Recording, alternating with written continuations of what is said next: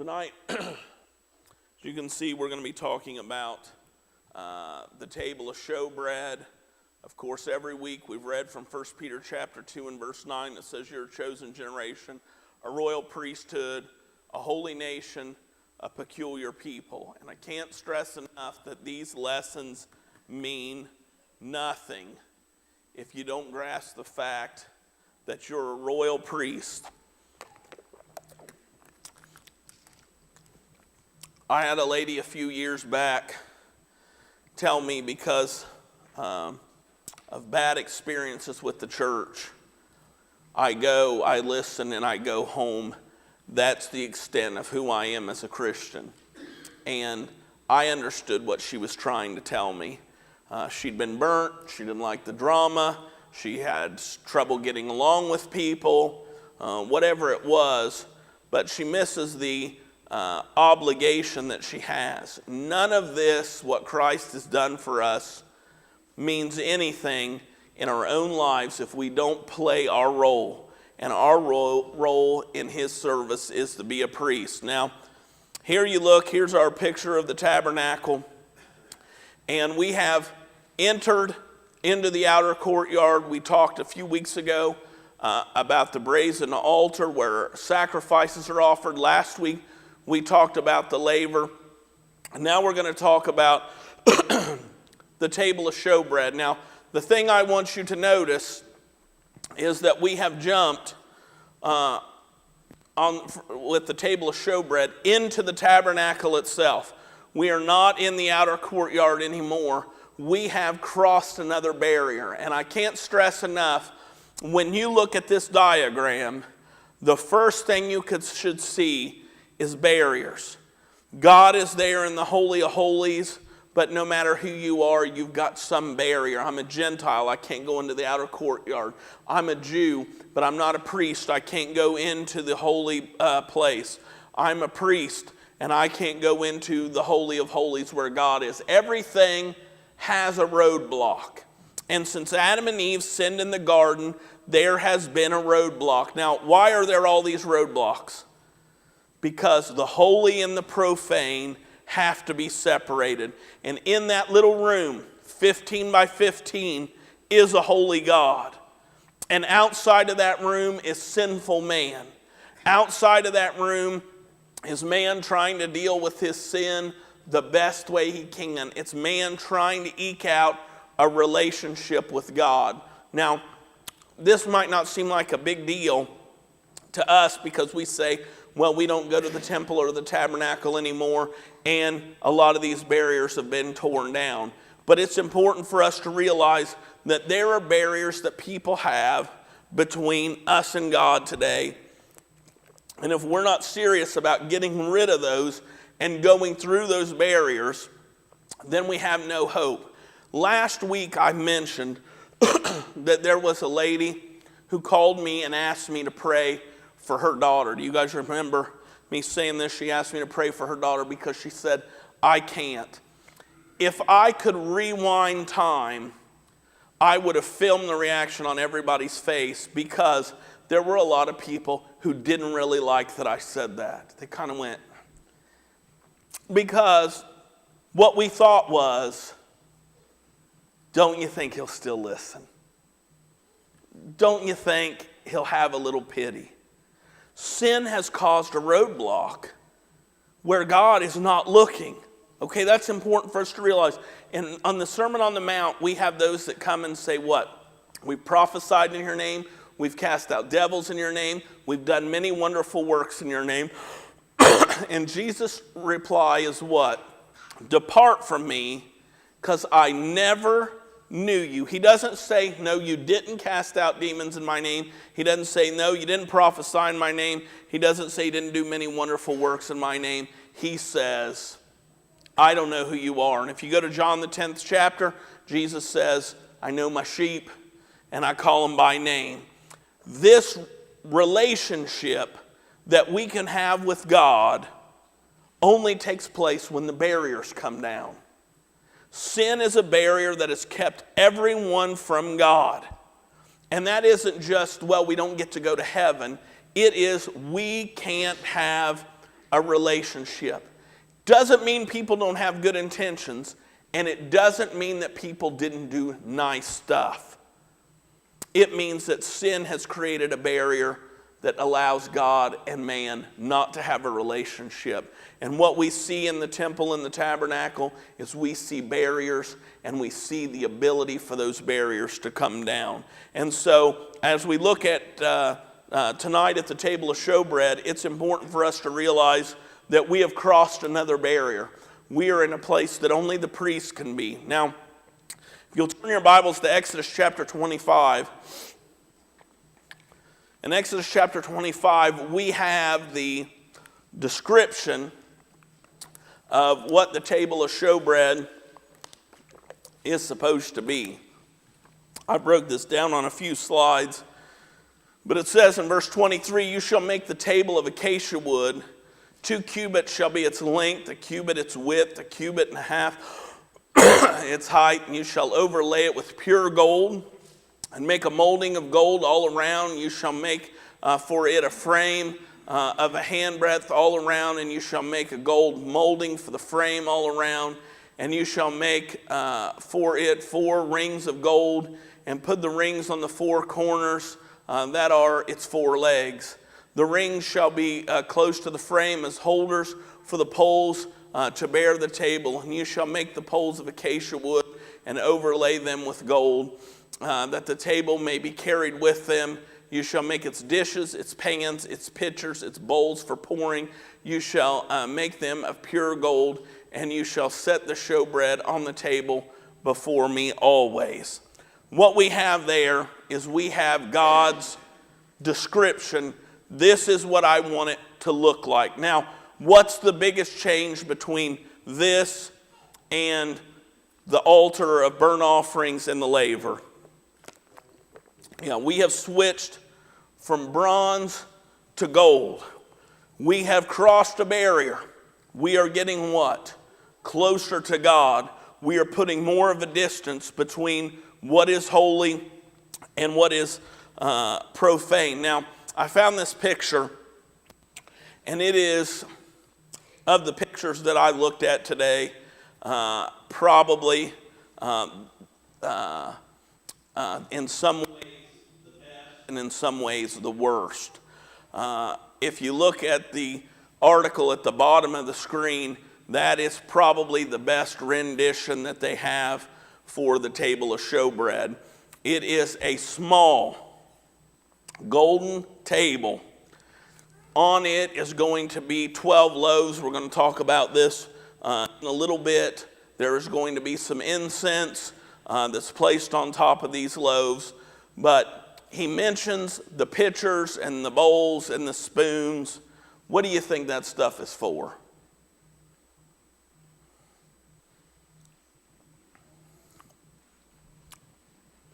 We've got 12 big loaves of bread that have to be made every week. Everything that touches it is holy. All right, this is not taken out and made at the bakery and made by unclean hands and dealt with unclean hands and dealt with this. This is not common. That is important for us to realize. Nothing that happens in this room is common. Now, when we hear people talk about the Lord's Supper, one of the first things that they bring up is, why take it every week? If you take it every week, you're going to make it what? You're going to make it common. And it's going to just become a ritual. It's going to become a habit. And we talked a little bit about that, I think, in Sunday school class, how it really depends on what you define, how you define a habit. Brushing your teeth is a habit. You shouldn't break it. Go with that one. I've been preaching that one to Deacon for years. It's a habit. Get in the habit. Remembering Jesus ought to be a habit to us. It ought to be something that we do all the time. But it's important for us to realize that this, what they're doing here, and of all the things we look at, is the easiest to connect, of course, to the Lord's Supper, as we talked about last week a little bit. But we see this is not an ordinary thing. This is not something that everyone got to do. This wasn't a meal that everybody got to eat. Now,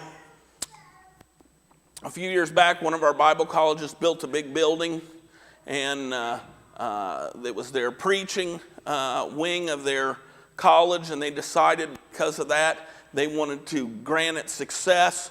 So the way that they were going to bless it was that they were going to have the Lord's Supper at its dedication on a Friday night. And everyone got in the entryway of the building. They had pictures up and everything. And everyone's taking the Lord's Supper on a Friday night as a way to make this a great building and make it a success. All right. On a side note, this Bible college just closed last year, all right? Gandhi. So it didn't work. But you look at it, and what does people do with stuff like the Lord? So they begin to say, hey, we're going to use it for whatever we want. If we take it at a wedding, it's going to make the marriage last. If we take it at a building dedication, it won't get hit by tornadoes. If we take it for this or we take it for that, whatever, this has a specific purpose. And this purpose, before we even get to it, we have to realize that it's pulled out of every other purpose. What they are doing with the table of showbread, and we're going to talk about what we do with the Lord's Supper, has a meaning, it has a purpose, it is part of our service, and it is pulled out of everything else. This doesn't have anything to do with offering sacrifices. Yes, sir. My translation on that verse 30, it says bread of the presence. Is that the same meaning as the showbread? Yes. It's going to have, and we've got a slide that's got that down the way. You're going to see that it's called a lot of things. It's called the bread of the face, the continual bread, the bread of the presence, and it's also called the showbread. And you might say, why so many names? Because when you look at what this word means, you get the idea that it's right here, continually, always in front. It's always in where? The presence of God. Now, I don't want to get far ahead, but you see the horrible job that they did making the altar of incense. That's the thing there in the middle.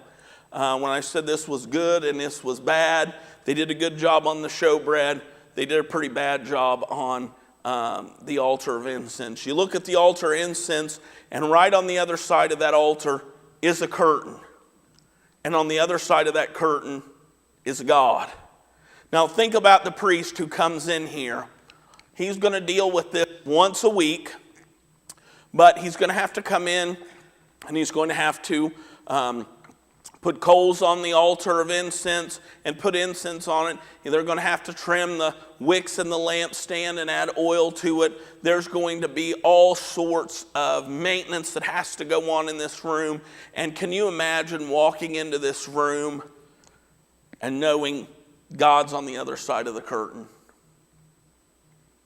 When I was going to Turkey a few years ago, I got picked up by Homeland Security to ask me a few thousand questions about why I wanted to go to a place like that. They were very nice in a not so nice sort of way. And so they took me and put me in a room that had a curtain. And they took everyone else that was flying into that part of the world, and they put them in little rooms, and we were separated by a curtain. It was like a hospital room where they drug it across. And I think that was for everyone's benefit, because while I'm waiting for them to yell at me, I get to listen to them yell at everyone else. And I'm the last guy in line. And so for about 2 hours, I listened to them yell at everyone else while I sit there and wait my turn. And you know what I want? I want a little distance. I'm okay that this goes on.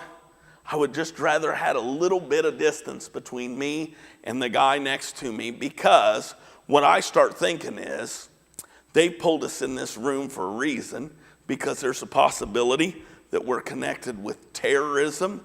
And now between me and a guy that might be a terrorist is a curtain. Can you imagine walking in here to do your priestly service, and you know you've let God absolutely down. You've sinned. You've broken your covenants with him. Your family, we talked about how the man was, the patriarch of the family was going to be responsible for taking care of the sacrifices for his family. Can you imagine walking in here and knowing you've lied, cheated, stole, and God is on the other side of the curtain? Wouldn't you like a wall? The whole goal is what? Get close to God. The closer you get to God, what's got to be running through your mind is, do I really want to bump into him? We're out in the desert, the wind's blowing pretty good. Could this curtain get lifted up here for a second and I'd be eyeball to eyeball with God? Is that what I want? This is either going to be a blessing or a curse. And the same thing is true with us. Is because Jesus' problem with the people we talked about in the Sermon on the Mount was not what they did or didn't do. It was what? I don't know you. His problem with us is what? We're going to be judged by the things that we've done in this body. And we've gotten what? Closer to him. Closer to him, and this ought to put some fear in us. It ought to dawn some respect from us that we are in the presence of God, that we are so very close, and when we go about these things, we ought to take them as such. Now,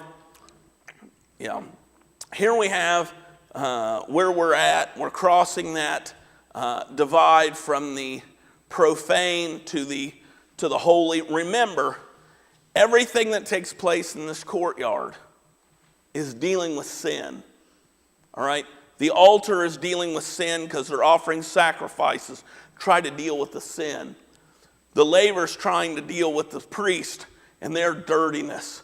And so everything up to this point is dealing with sin, and we walk from that. We talked about the noise, the smell, the sight, the blood, the guts, the flies that must have been out there, and you go from that to what? You're walking into this room where everything is nice and clean and gold and shiny, and God is, and it smells good, and God is right there. Now, I'm going to bring a tape measure. You got a tape measure? I should have known. I was wondering what he was drawing out. Makes me a little nervous. We sometimes get the pictures of these things. We read the dimensions and we're cubits and all this, and that never registers with me.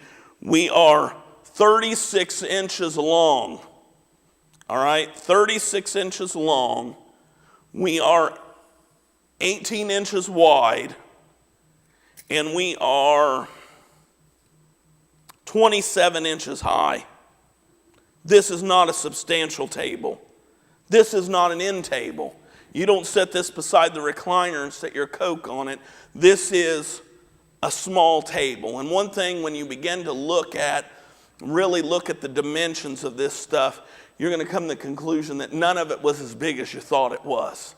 At least none of it was as big as I thought it was. And when I've done this before, one of the things that I've done at the end is I've gotten the kids and I've went out in the grass and I've painted the whole thing out, line painter, and you paint it out.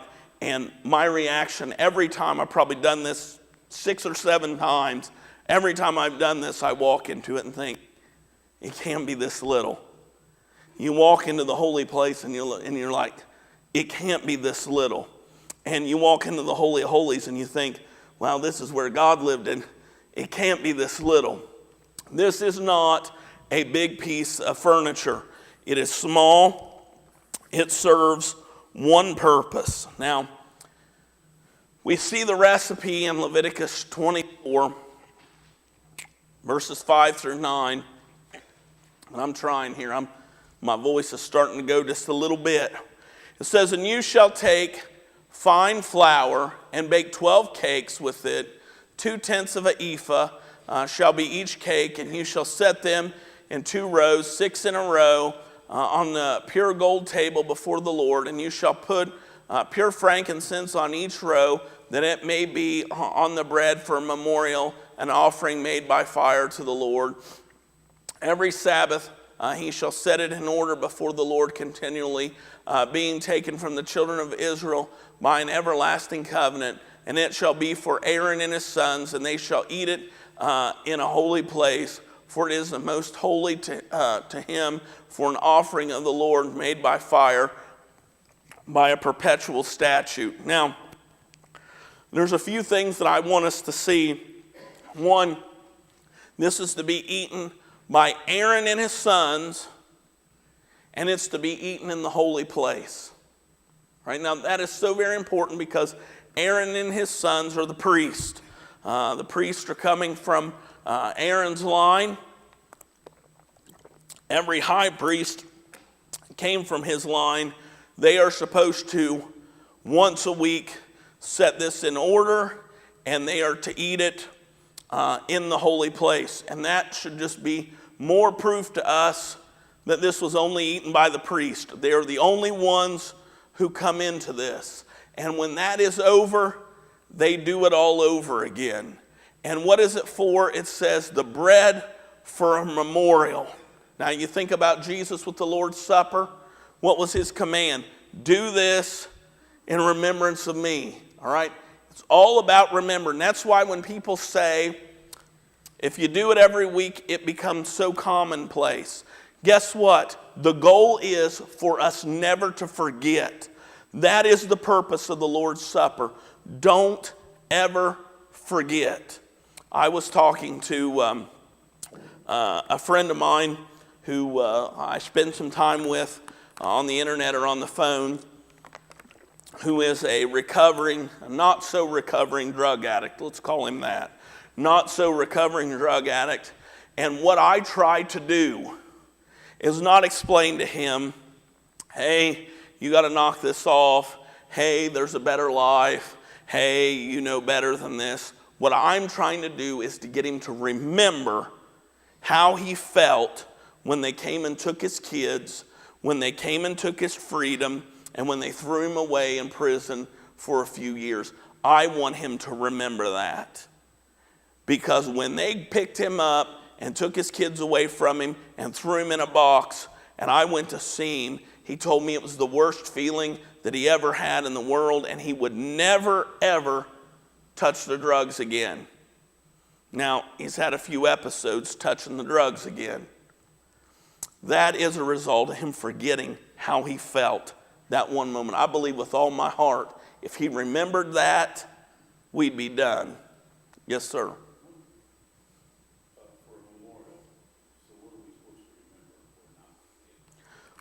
What he has them remembering is his presence. His presence. If you go back to the first part of the book of Exodus, what you find is them crying out for God. God is wanting them to have the perpetual reminder. Remember, we talked about the continual bread, the bread of the face, the bread of the presence, that he is right there with them. How many people have heard someone say, or maybe said it themselves, I prayed and prayed and prayed, but I don't think God is hearing me. I have that filed with me as a complaint on a regular basis. I don't know what I'm supposed to do with it. You know, God doesn't answer enough prayers. I write him up and give him a referral or something. I mean, I don't know what they want me to do, but they want me to know that they're praying and God isn't listening. And that would be an easy thing to do when we're going through in hardship. As I hope I talked about on Sunday, I'm not real sure what happened on Sunday, but I hope that we came to the conclusion that we were never promised that everything would be great here, that we wouldn't have any problems. As a matter of fact, we were promised that we would have problems. And even though we don't like them, when we have them, we seem to be shocked that problems came along, and then we want to know, why isn't God doing something? The priest has to have that continual reminder that God is working through this. And I believe the same thing is true with the Lord's Supper, is that we are remembering what? That Christ died, but not just that he died, that he's doing something with us. That wasn't just an event that happened and went away. Jesus did a lot of things that we're not told we need to remember. I mean, the book of John winds down by saying that we're not given, but just a fraction. I've read, I don't know exactly how they come to the conclusion, but we read about Jesus 28 days of his life. 28 days of his life, less than a month. If you go to every event that we have something that happened, we have about 28 days of Jesus' life. If you think about what did we miss? What miracles did we miss? What lessons did we miss? What interactions with people did we miss? We missed a bunch of them, but we got the ones we needed. But we have to remember that he's working through us, working for us. Now, 2/10 of an ephah, or some translations will say 2 omers. I guess whether you're on the metric system or not, which one of these you're using. We got 12 loaves to represent the 12 tribes. Now remember how small the table is. Each loaf contained 2/10 of an ephah. That's the equivalent to 4 quarts of flour per loaf. That equals 16 cups per loaf. Now, I got some experts. One, Paula Dean says a loaf of bread takes 6 cups of flour. Now, my mom thinks that Paula Dean has lost her mind. But mom says Paula Dean's making 2 loaves of bread. I don't know. Maybe all the butter and racism cuts it down in the oven. I don't know. But Paula Dean's recipe says 6 cups of flour. And we were at what? 16 cups of flour. Now, this is my mom. Roxy Rutledge says 3 will do. All right? If you want to make a loaf of bread, my mom, that's a big rocking chair. She's short, but she's not that short. I told her I had a picture of her holding a smoked sausage I was going to put up there, and she begged me not to. But we're talking about 3 cups of flour to make a loaf of bread, and they're using 16. How big a loaf of bread are we talking? We're talking big. Then you have to remember little table, and you got to remember there's 12 of them. All right, 12 of them. They're arranged in 2 stacks of 6.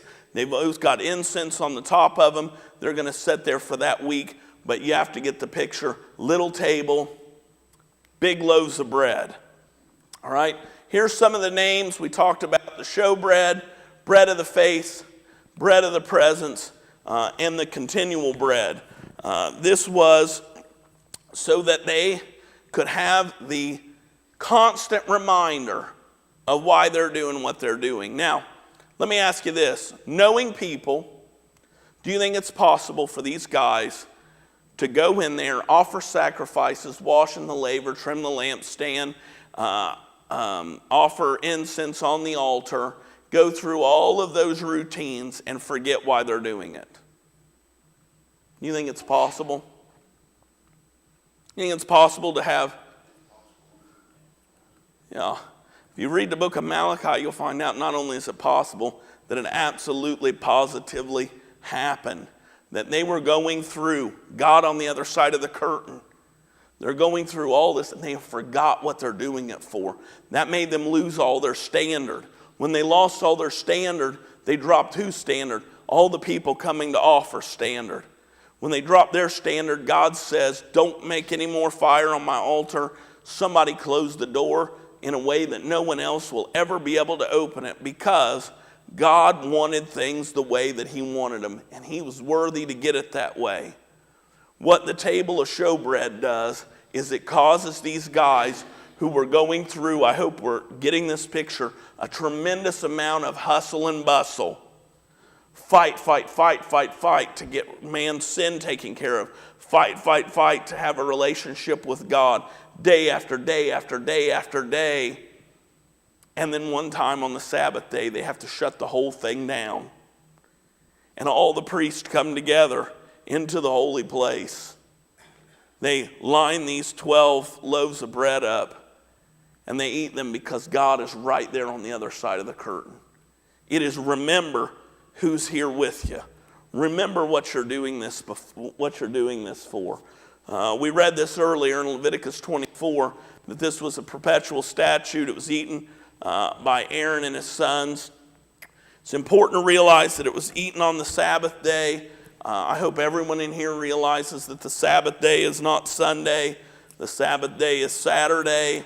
I made a comment to, I think it was Alex, wanted to go eat biscuits and gravy in Star City early on a Sunday morning. I told him I believe it's forbid on the Sabbath for me to get up early and eat biscuits and gravy. Of course, the day before, which was really the Sabbath day, me and Sam got up and managed to do it just fine. This was the end of their week. The end of their week, they're doing what? They're winding everything down. There are certain things that have to take place and turn over. We have not or will not scratch the surface of all the service and all of the maintenance that these guys had to do in the temple and the tabernacle. But it's important for us to realize this was the place where it reset. They stopped everything that they were doing. They laid out these 12 loaves.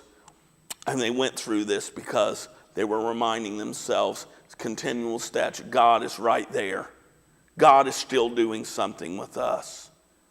Now, this is, when I think about the Lord's Supper, this is the biggest tragedy. The biggest tragedy is that sometimes it's what we do between the singing and the preaching. All right, it's in the bulletin. We got to take the Lord's Supper, and that is the dividing line where we know we're halfway through, and now it's time to get to the preacher, and then we're going to get on out of here as soon as he gets done. I helped start a house church about 10 years ago, and in the house church, they had a Labrador Retriever, and the Labrador Retriever, I think, had a slight drug problem because it was wound up more than any dog I ever seen. And one of the favorite things of the people that were there was to play with the dog during the entire time we were there. And so came Harold's turn to preach, and this is what I talked about, this was our moment to remember and to reset. This is our moment where everything in the world has to go tumbling down so that we can do this. And we couldn't remember Jesus long enough to not see if the dog had chased something down the hallway. Now you say, we wouldn't do that here? Never do it here? Why? Because we don't have Bring Your Dog to Church Sunday. And so it would never happen here. But how many times has it become find a mint time, get my lesson ready time? Sometimes for the preacher becomes look over my sermon one more time. It becomes time to see what everyone else is doing. Write the check real quick for the tithe. Whatever it is, this is our time where we are supposed to reset.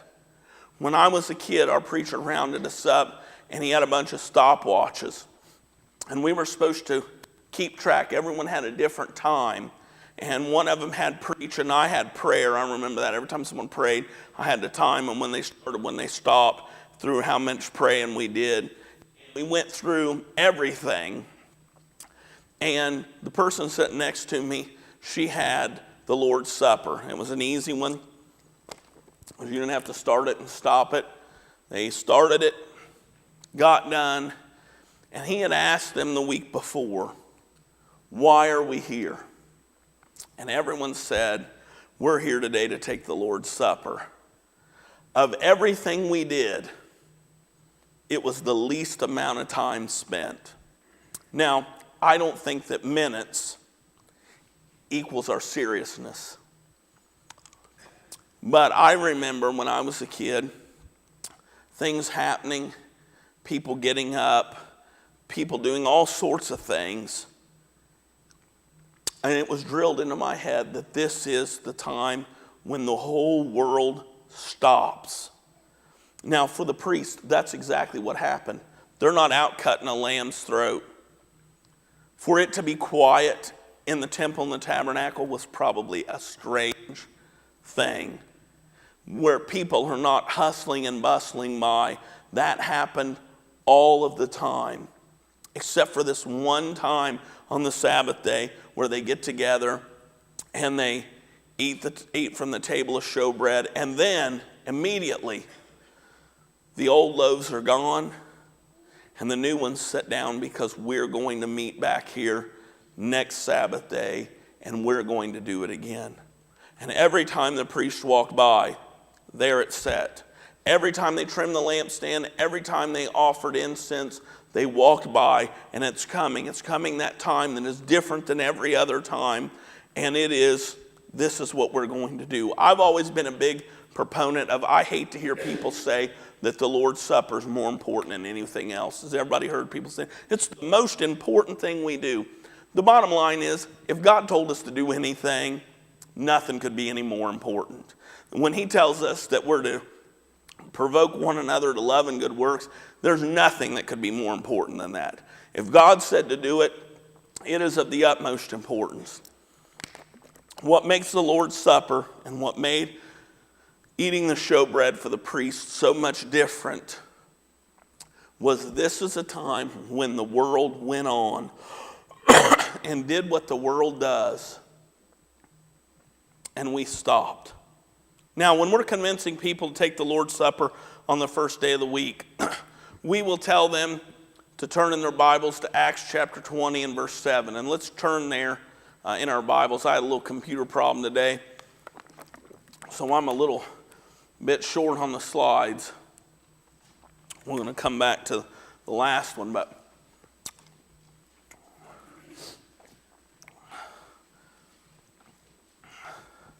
Acts 20 and verse 7. Sam, when you get there, will you read real loud until I tell you to stop? You can do it glasses, braille, however you do it, man. Just do it till I say stop. Okay, verse 7. Yeah. On the first day of the week, when we were gathered together. All right, that's far enough. What's the first thing that they did? They gathered together. All right? There's a place called South Shore, Kentucky. It is just across the river from Portsmouth. I had a guy from there. I don't know where the church was. The guy was from South Shore, who was telling me about a church over in Kentucky who, because they believed in the importance of the Lord's Supper, were going to do something that no one else had ever done in order to promote the Lord's Supper, and that was they were going to put a drive-through in their church building. All right, you guys know drive-through. You pull up there, you want to go large, hold the pickles, and a Diet Coke, right? Because we're watching our figure. They're missing a big portion. Our job is not to swallow it, all right? That's kind of what we've got it down to. I heard a preacher one time say, open the mouth and over the gums. Watch out, Lord's Supper, here it comes. He was mocking the idea that our only job in the Lord's Supper was to swallow it, to get it, to ingest it. What they're missing is what? What the priests did, they came together in the holy place. Now, remember, lots of priests, little tiny place. Guess how chummy we got? We got really, really chummy. All right, you got to remember that this is in the desert, and this is before deodorant. Everyone got to know each other really well. Everybody stopped because this was what was important. When I was a bit younger, me and Rebecca would go on vacation, and we had Jude, and probably had the other ones for part of the time, but we used to take a little girl from church on vacation with us all the time. She was about 11 or 12 years old, and we went off on vacation, and I've told you guys how much I love going to church on vacation. It's the non-shaved blue jeans and the t-shirt. Harold wanting to know how people are going to treat the scuzzy guy that comes through the door. I love it. And Sunday morning rolls around, and we start getting ready to go to church, and the little girl says, "We're going to church while we're on vacation." And I said, "Sure." And she says, "Don't you ever get a break from being a Christian?" Now, little girl's family wasn't Christians. Little girl was a little girl. We'll give her all kinds of free passes. What did she assume? Yeah, wasn't going to do it every time, and that it was a burden. It was a burden. I don't know how many times I've heard Christians say it's a burden to get here. I found a letter the other day. I save everything that is obnoxious, and anytime that someone's done something to me, give me a card that's sweet and uplifting, I'm going to throw it away after a while. But the obnoxious stuff I hang on to because it's kind of my thing.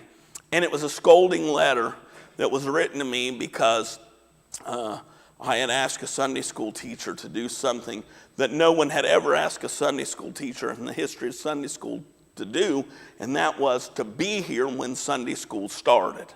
I mean, it was a lot to ask. And they said to me that the letter was dated in 2004, all right? It's the year that Deacon was born, all right? So kind of getting, the picture you saw me up there, it looked a little more like that than like this, had little tiny kids. And it was a scolding letter that said,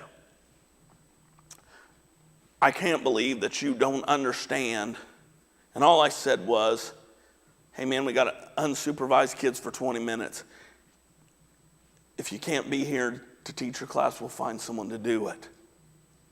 So I get this scolding letter, and it tells me that I don't understand what it's like to get 3 teenage kids ready for church. Truest statement ever. I had never in my life gotten 3 teenage kids ready for church. I've got 2 in diapers and 1 that probably still should be. My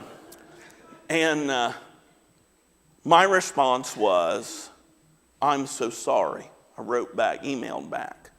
"I am so sorry. I'm sure I'm rubbing salt in the wounds. I'm sure you get this all the time.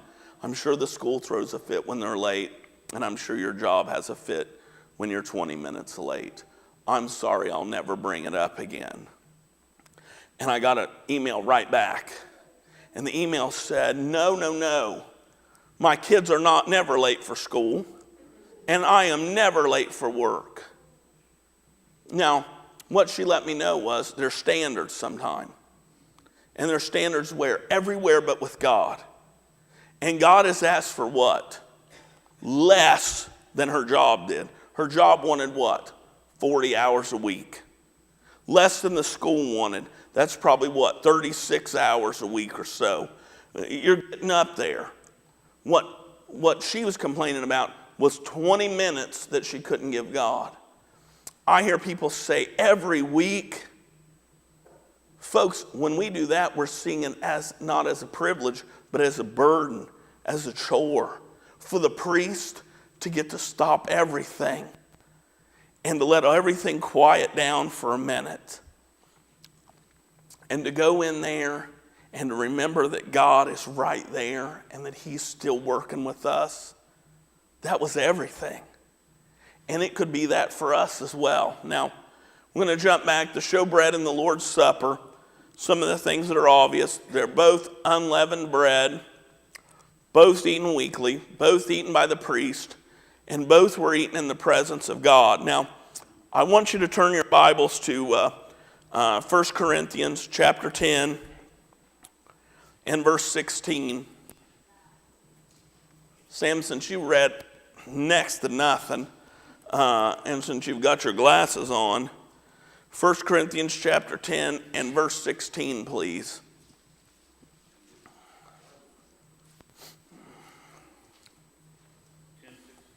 10:16. Is not the cup of blessing which we bless a sharing in the blood of Christ? Is not the bread which we break a sharing in the body of Christ? All right. What Sam just read used the word sharing in the body and blood of Christ. Anyone have anything else? Participation. Communion. We use that word all the time. Communion. One thing that I think when I got 99% of my education from my mom. I've made no qualms about that. I think it's hilarious when someone says to me, "Where'd you go to Bible college?" or "What did you study in Bible college?" Because we covered that stuff in the second grade in Sunday school class. I got most of mine from my mom. One thing that struck me when it got a little further than that was when I realized that these words that we use for Bible-only stuff, what I call churchy words, were generally secular words. Communion means fellowship or participation. It has the idea of doing something together. Now think about what Jesus said in Matthew 26:29 when he was instituting the Lord's Supper, and he's talking about the cup, and he says, "I won't drink it until I drink it anew with you in my Father's kingdom." Now, the Lord's Supper is not something that we do apart from him. All right, that is very important.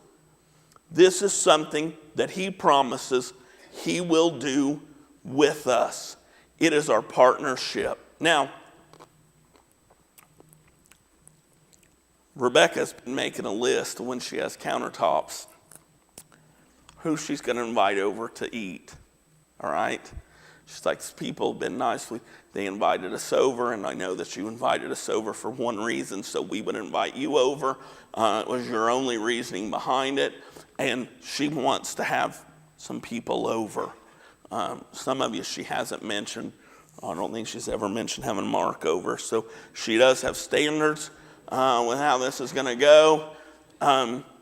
But why do you have people over to eat?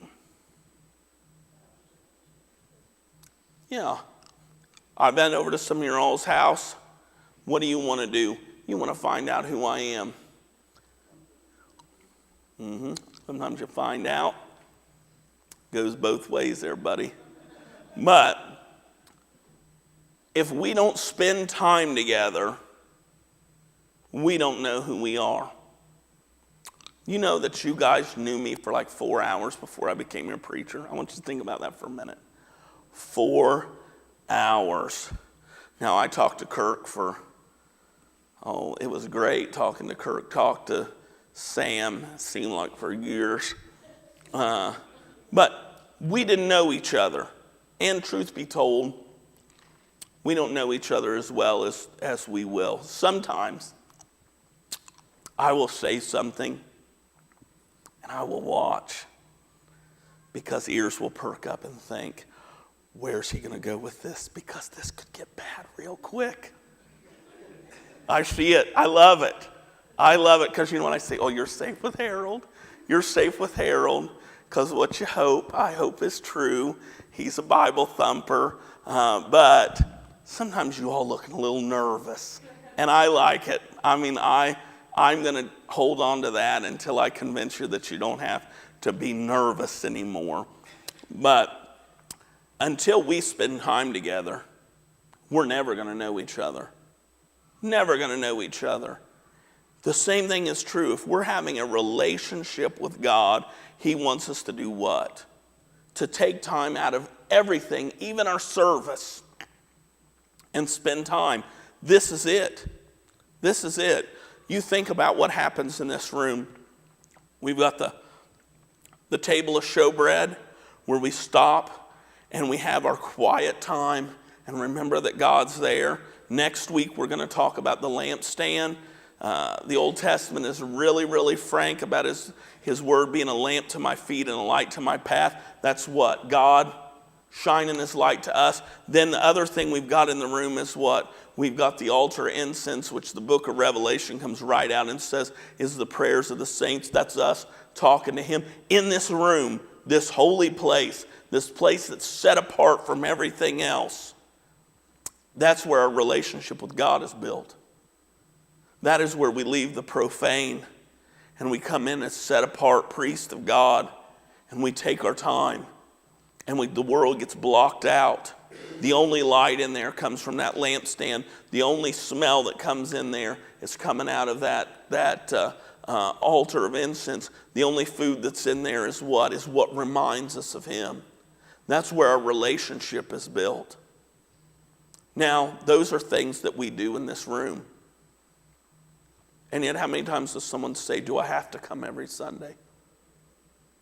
Wouldn't it be okay if I just missed? Don't you think God would understand if I didn't get it every time? We're shortchanging ourselves.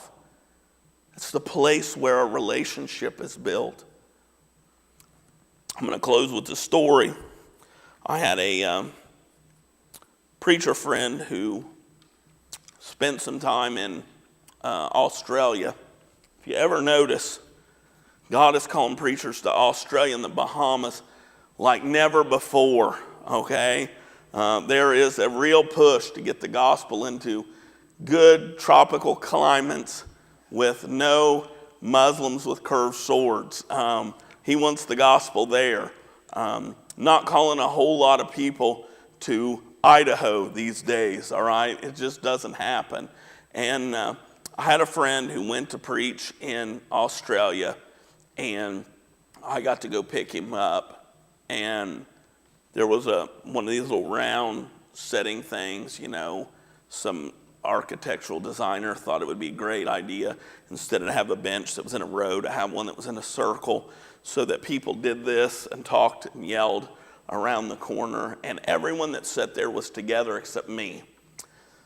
And I was being as nosy as a fella could be. I mean, I'm sitting there, his plane's delayed, and they were meeting a relative from another country that they had never met before. And they were so nervous because all they had done is corresponded by letters, and they didn't really know if they were going to get along. They didn't know, this person was going to be over here for quite a while. They was going to be staying with them. They just didn't know how it was going to be. And I remember seeing the person come, and they took their pictures. As a matter of fact, I took some pictures of them all together, and they left. And my next door neighbor comes walking out of the terminal at 3 o'clock in the morning, and I didn't even carry his bags for him. I told him, I'll pull the car around and let's get out of here.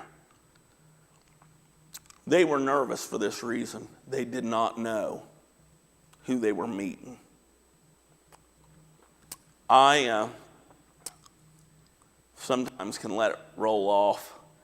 When my grandpa died, someone came up to me and put their hand on my shoulder and say, isn't it a good thought that your grandpa got to meet Jesus the other day? And I, as politely as I could, said, there ain't no way. He's known Jesus for a long time. If he met Jesus for the first time the other night, he's in big trouble.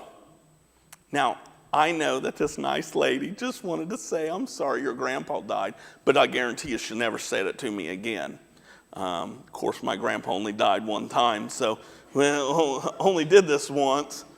But how many times have we heard someone say something like that? Well, they got to meet Jesus the other night. The difference when we leave this world is whether we're going to meet someone for the first time or whether we're going to meet our dearest friend. And it is different. And the relationship begins in this room, this physical room that they were meeting in. We do this spiritually. This is where the relationship's built.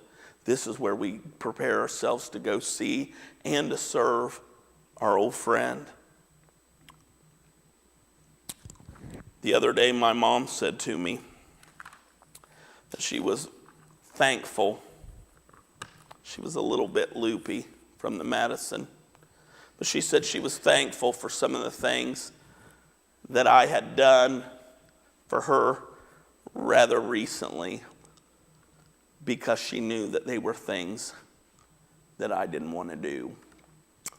One thing in particular, she intervened and made sure that I didn't have to do it. And she was getting ready to go back for surgery. And she said, I just want you to know, thanks for, as I would say it, taking one for the team. And I said, I do it for you. It makes a difference. I did stuff for that woman. My goodness, I wouldn't do it for anybody else. And the difference is the relationship. And the same thing can be true with our relationship with Jesus. We sit around and say, I don't want to do that. That's fine. But if we have that true relationship with him, we'll do for him what we would not do for anybody else. Let's close with prayer. Our Heavenly Father, we thank you for this day. We thank you for all that you do for us. We thank you that you want to have a relationship with us, that you want to spend time with us, that you have a special place in your service for us. Please help us to see it as a great honor that it is. Help us to see it as time that benefits us as we try to benefit your cause. For we pray this in Jesus' name. Amen.